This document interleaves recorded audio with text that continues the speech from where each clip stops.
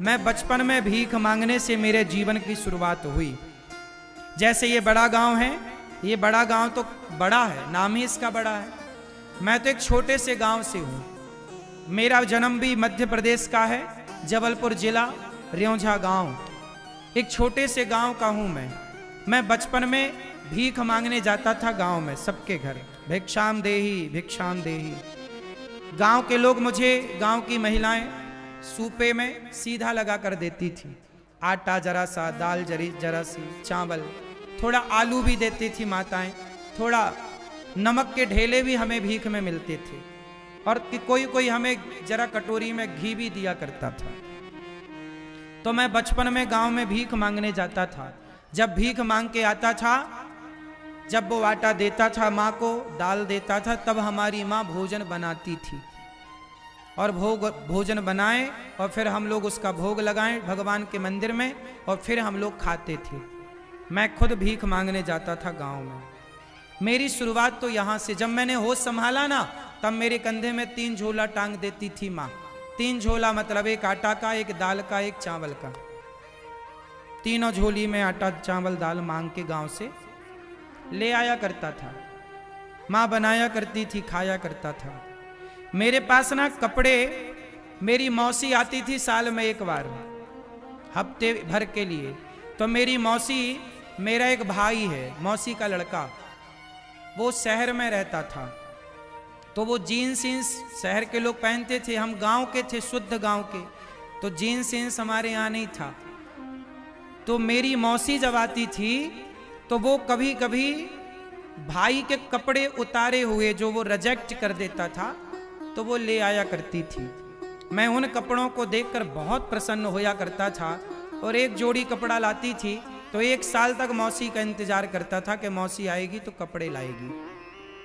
और वो भी कपड़े जब लाती थी तो मैं उनको बड़े शौक से, जब मैं कहीं जाता था तो उन कपड़ों को पहन के जाता था। हमारे पिताजी साल में 1 बार कपड़े दिलाते थे। मैं पैंट पहनता था बचपन में तो दोनों पीछे छेद हो जाते थे, इतने बड़े बड़े घिस जाते थे, मतलब चड्डी दिखने लग जाती थी पैंट से, शरीर ढकता ही नहीं था। ये गरीबी है। ऐसे कपड़े मैंने बचपन में पहने। जीन्स पहनने को मैं तरसता था, महंगा आता था, पिताजी दिला नहीं पाते थे, गरीबी जरूरत से ज्यादा थी। ऐसे हाल में मैंने अपना बचपन गुजारा है। 1-1 रुपए की कीमत क्या है।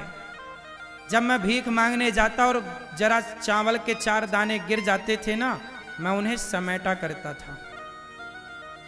4 दाने की कीमत क्या है, मेरे से बेहतर शायद आप भी ना जानो। गरीबी सब कुछ कराती है साहब। देने वाले किसी को गरीबी ना दे, जान ले ले मगर बदनसीबी ना दे। ऐसी गरीबी में हमारे पिताजी मंदिर में एक पुजारी थे।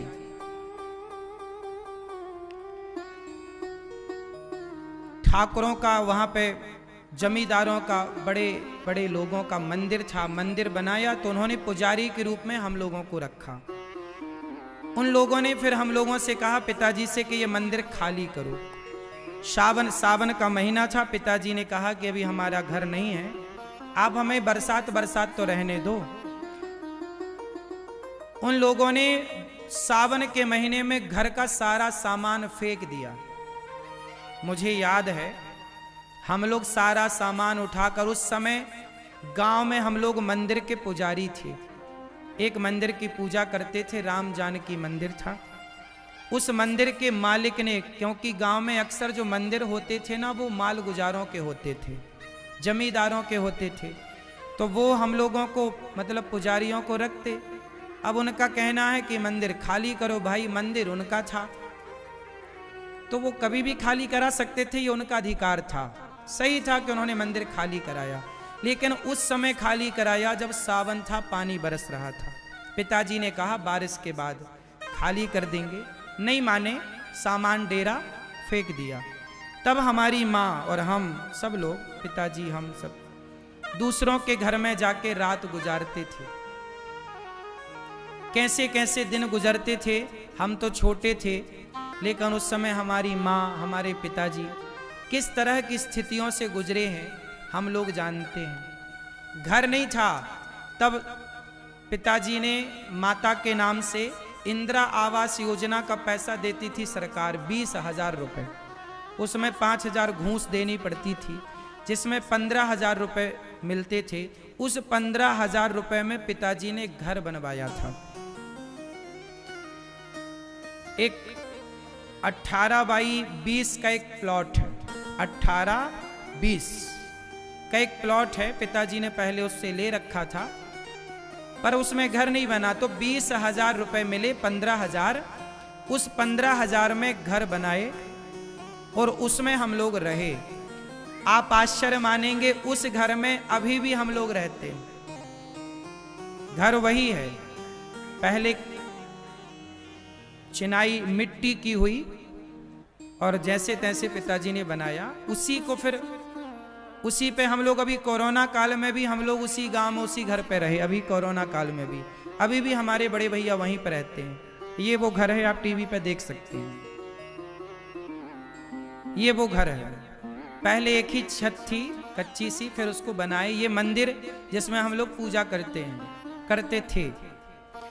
ये हमारा गांव है, जिस गांव में हम लोग, हमारा जन्म हुआ, हम पले बढ़े। ये हमारे गांव में एक तालाब है, जिस तालाब में हम लोग नहाते थे, और ये घर के ठीक सामने था। ये वही घर है जिस घर में हम लोग बचपन में रहे। बाद में इस घर को खाली, ये वो मंदिर है, आप देखिए टीवी पर, ये राम जानकी मंदिर है ना, हम इस मंदिर में रहा करते थे। तो अब तो हम लोग इस मंदिर में जाते हैं। ये मंदिर है, इस मंदिर में हम लोगों का बचपन गुजरा, यहीं रहे। पर जब थोड़ा बड़े हुए तो मंदिर के मालिक ने यहाँ से हम लोगों को निकाल बाहर किया। ये जो बाउंड्री है ना, ये जब मैं छोटा था तब मेरे सामने हुई थी। ये जो राम जानकी मंदिर लिखा है ना, उसमें ये मेरे सामने ही लिखा गया था। इस बात को अब 20 साल हो रहे हैं, 20 साल। अब तो ये मंदिर भी अलग तरीके से हो गया, हमारे टाइम पे अलग तरीके से था। ये मंदिर, ये वही दरवाजे हैं, ये वही मंदिर है जिसमें हम लोग पूजा करते थे। ये बातें हम केवल आपको इसलिए बता रहे हैं कि देखो, गरीबी क्या होती है मेरे से बेहतर कोई ना जानता होगा। जरूरतें क्या होती हैं हमारी, तो रोटी की भी जरूरतें पूरी नहीं थी, कपड़े की भी जरूरतें पूरी नहीं थी, मकान तो था ही नहीं। रोटी, कपड़ा, मकान कुछ भी नहीं था हमारे पास, जरूरतें पूरी नहीं हो पाई। लेकिन ये दास अनिरुद्ध ने भगवान की कृपा से पढ़ाई की और पढ़ करके 2006 में मैं पढ़ने वृंदावन आया और वृंदावन में पढ़ाई की और पढ़ने के बाद समाज की सेवा की। और जब मैं काम करने लगा, मैं पैसे कमाने लगा, तो मुझे पैसे जरूरत से ज्यादा मिलने लग गए। मुझे इतने पैसे मिलने लग गए कि मैं कपड़े भी पहनने लग गया, मैंने रोटी भी पेट भर खाना शुरू कर दिया, और भगवान की कृपा से सब ठीक हुआ। फिर मुझे लगा कि अब तो पैसा मेरी जरूरत से ज्यादा आ रहा है। तो जब पैसा मेरी जरूरत से ज्यादा आया तो मैंने सोचा कि यदि पैसा मेरी जरूरत से ज्यादा है तो आओ अब उस पैसे को दीन दुखियों की सेवा में समर्पित करते हैं। तो जो फुटपाथ पर वृद्ध माताएं पड़ी मुझे मिलती, जो लोग जरूरतमंद मुझे फुटपाथ पर पड़े मिलते, मैं उनको उठा उठा कर लाता और मैं कहता कि मैं अपने लिए घर नहीं बनाऊंगा, इन वृद्ध माओं के लिए घर बनाऊंगा। और आज पूरा गौरी गोपाल 290 वृद्ध माताएं रहती हैं। आज भी आप वृंदावन घूम के आना, आज भी मेरे पास घर नहीं है, मैंने घर नहीं बनाया अपने लिए। आज भी मेरे पास कोई घर नहीं है। जो वृद्ध माताएं जहां रहती हैं, उन माओं की तरह एक कमरे में ये दास अनिरुद्ध भी रहता है। मैंने आज तक अपने लिए कोई बड़ा घर नहीं बनाया कि ये घर कोई कह सकता कि ये महाराज जी का घर है। घर नहीं बनाया, मैंने वृद्ध माओं के लिए घर बनाया। जो गौरी गोपाल वृद्धाश्रम है वो वृद्ध माओं का घर है और 290 माएँ रहती हैं। मैं पैसा कमाता हूं साहब, लेकिन मेरी जरूरतें को पूरी होने के बाद भी जब विधाता ने दिया तो मैंने उस पैसे से सिगरेट नहीं पी, मैंने उस पैसे से बड़ी बड़ी गाड़ियां लेके घमंड नहीं दिखाया, मैंने उस पैसे से शराब नहीं पी, मैंने उस पैसे से उन बेसहारा माओं को सहारा दिया। क्योंकि मुझे पता है कि घर से कोई आपको निकाल दे तो उसकी पीड़ा क्या होती है, जब कोई आपको घर से निकाले तो तकलीफ क्या होती है। मैं जानता हूं उन माओं की पीड़ा, जिन माओं के अपने बेटे उनको घर से निकाल देते हैं, उन माओं की पीड़ा शायद आप कभी जान भी ना पाओ। मुझे घर से निकाला गया था गांव के कुछ लोगों के द्वारा, मैं जानता हूं कि घर से निकाल देने की पीड़ा क्या है। शायद भगवान ने मेरे जीवन में जो इतना संकट, इतना कष्ट, इतना दुख भेजा था ना, शायद वो मेरी पढ़ाई थी कि बेटा पहले तू सब जान ले कि कष्ट क्या होता है, गरीबी क्या होता है, तकलीफ क्या होती है। जब तक आप तकलीफ नहीं जानते ना, तब तक तकलीफ समझते नहीं है। इसलिए मैं जानता हूं कि बेसहारा माओ का दर्द क्या है। इसलिए गौरी गोपाल आश्रम में मैं समय निकाल कर, इतना व्यस्त होने पर भी समय निकाल कर मैं उन सभी माओं के पांव दबा करके अपने पुत्र धर्म का पालन करता हूं। पैसे कमाता हूं साहब, चोरी नहीं करता। देखो ना, 3 घंटे ददरुआ धाम में कथा सुनाता हूं और वहां से भाग के यहां आता हूं, 3 घंटे आपके बीच में कथा सुनाता हूं, ओवर टाइम काम कर रहा हूं। किसके लिए? तुम्हारे परिवार में 4 लोग हैं ना, तुम उसके लिए करते हो। हमारी वृद्ध माएँ हैं, हम उनके लिए कमाते हैं, कमाना पड़ेगा। नहीं कमाए तो गौरी गोपाल में चूल्हा कैसे जलेगा। तुमसे कहते हैं थोड़ा थोड़ा सहयोग करो, कुछ लोग करते हैं, कुछ लोग हंसते हैं कि देखो भिखमंगा मांग रहा है भीख। क्या करें साहब, मांगना पड़ता है। कोई अपने लिए थोड़ी मांग रहे हैं, हमारे अपने लिए तो हमारी अपनी जरूरतें कुछ है ही नहीं, इच्छाएं भी नहीं है। अब हमारी कोई इच्छा नहीं है। बताओ हमें क्या बनना है? जो बनना था बिहारी जी ने बना दिया। हम तो भिख मंगे थे, भीख मांगते थे गांव में, हमें तो बिहारी जी ने जो बना दिया वो हमारी औकात से करोड़ों गुना ज्यादा है।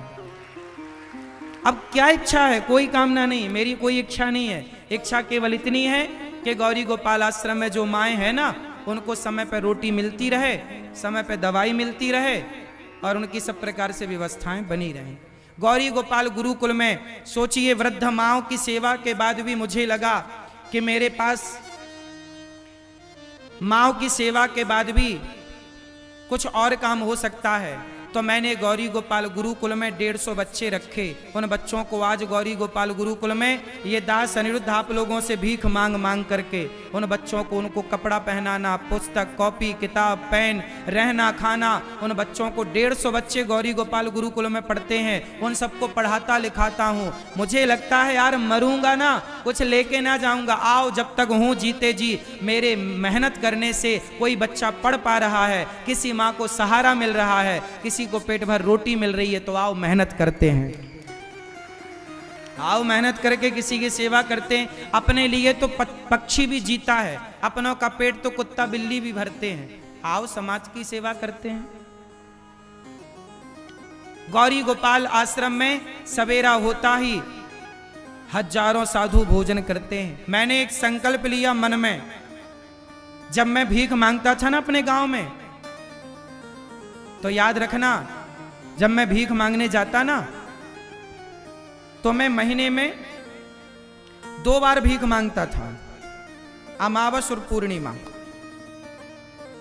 तो 2 महीने में, 1 महीने में 2 बार मांगता, तो 1 बार मांगने जाता तो 15 दिन का राशन मुझे मिल जाता गांव के लोगों से। हम लोग 4 लोग थे। हमारी एक बहन, हमारी 2 बहनें हैं। एक बहन बचपन में भगवान के घर चली गई, उसको टिटनेस हो गया था, पिताजी के पास पैसे नहीं थे, दवाई करा नहीं पाए, भगवान के घर चली गई।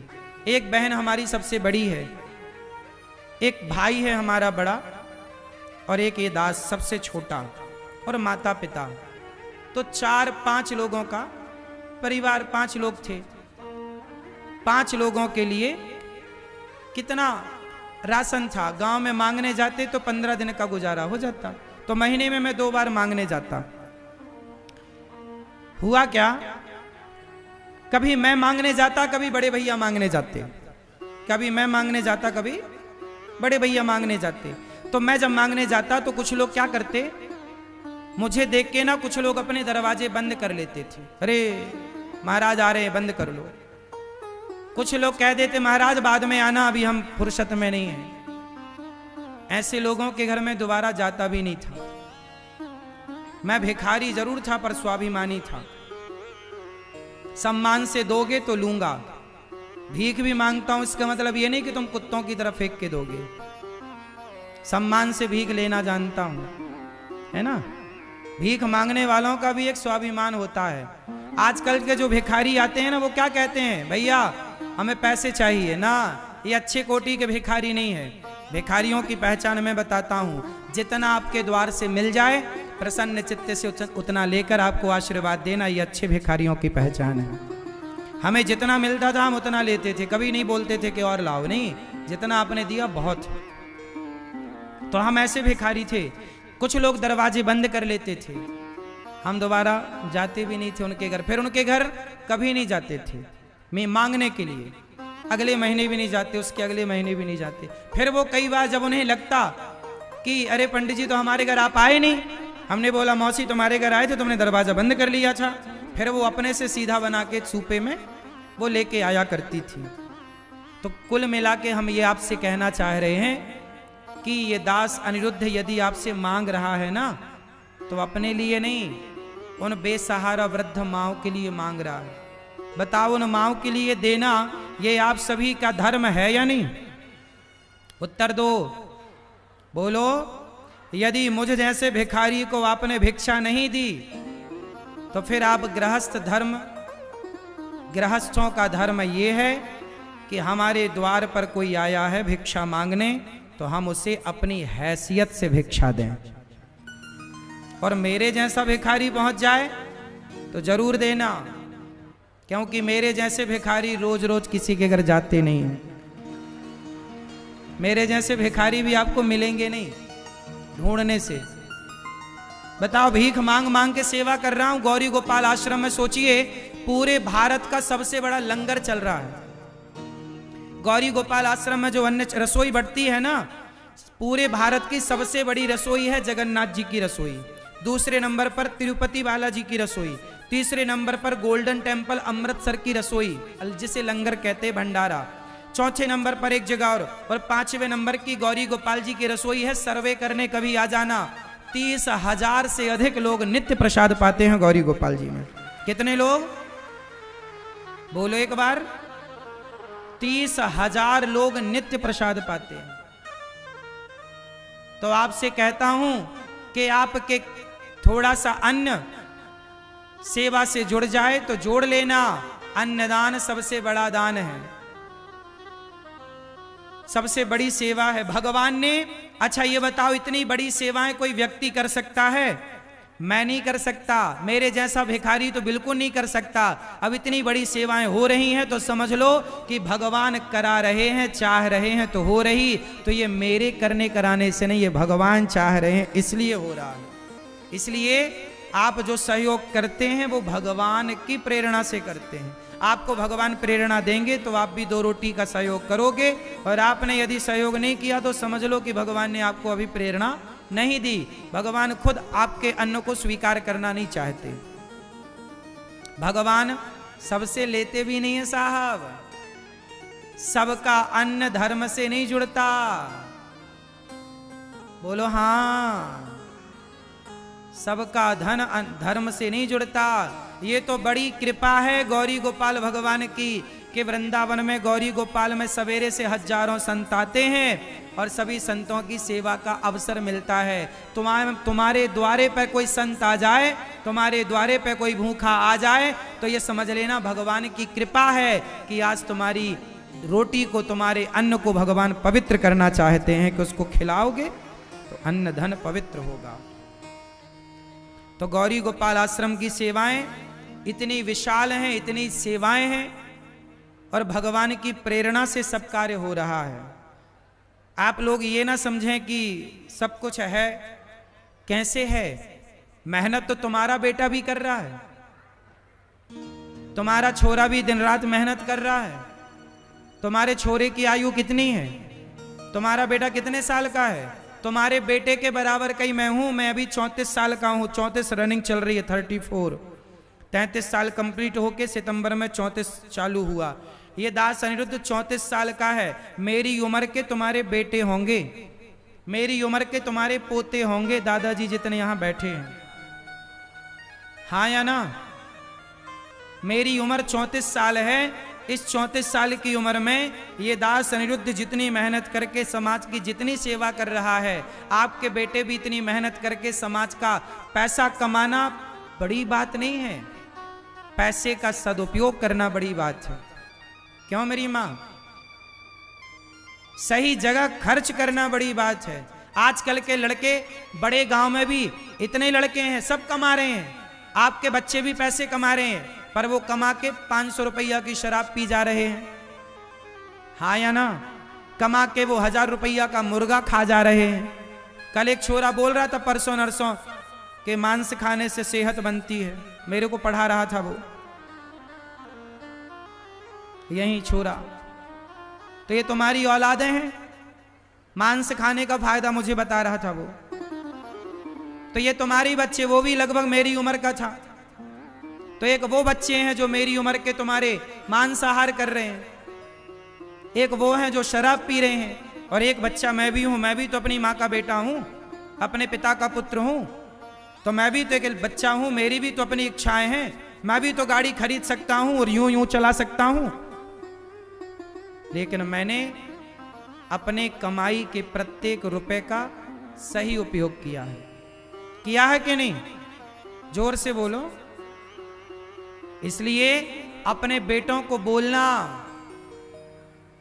कि आप भी बेटा पैसा कमाओ, और ऐसे पैसे कमाओ कि वो पैसा किसी के काम आए, किसी की जरूरत में आप खड़े हो सकें, भूखे की रोटी बन सकें आप, निर्बल का बल बन सकें आप। गौरी गोपाल में ऐसी ऐसी माएं बेटे छोड़कर जाते हैं जिन माओं से खड़ा नहीं हुआ जाता, चला नहीं जाता।